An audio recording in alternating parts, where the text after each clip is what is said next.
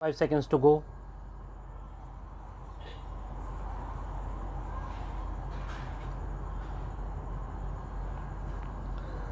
Start.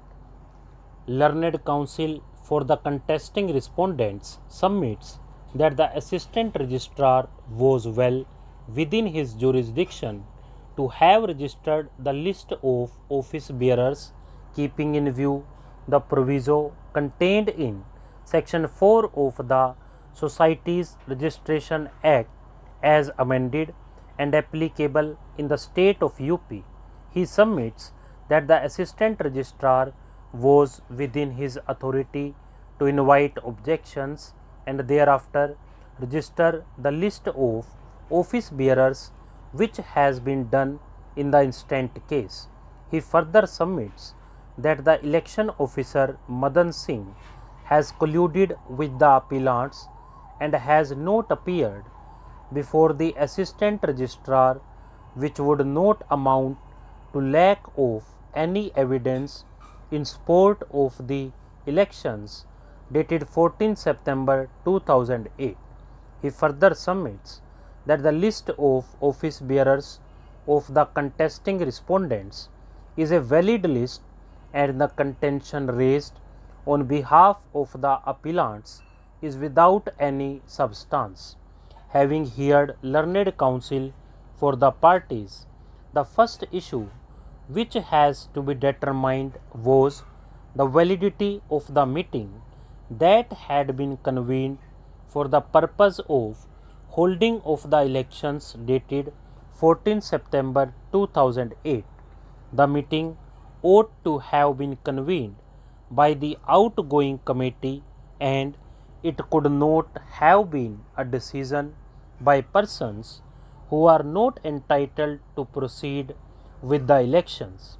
The order of the assistant registrar does not reflect on this issue, and even otherwise the same would be a matter of consideration by the prescribed authority while proceeding to consider any doubt or dispute with regard to the elections of office bearers.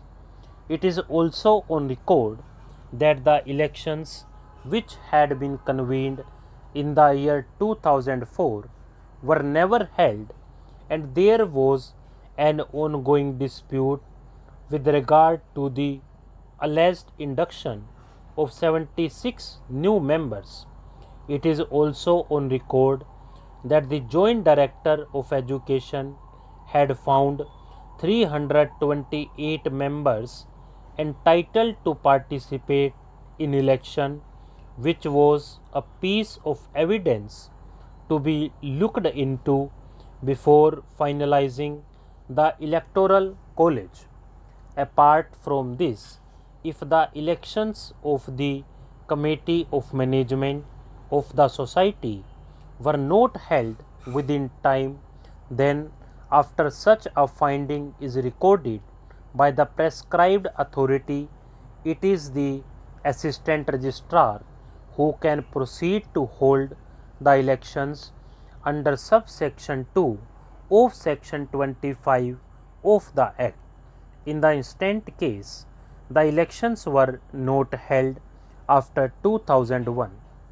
For all the aforesaid reasons, the order of the assistant registrar dated 20th March 2010 is unsustainable in law. In our opinion, the learned single judge ought to have set aside the order of the assistant registrar and remitted the matter to the prescribed authority for decision in accordance with the rules and the provisions of section 25 of the Societies Registration Act 1860. The learned single judge therefore fell in error in relegating the appellants on the ground of availability of alternative remedy without setting aside the order of the assistant registrar, who was bound to refer the dispute in view of the provisions referred to herein above. Stop.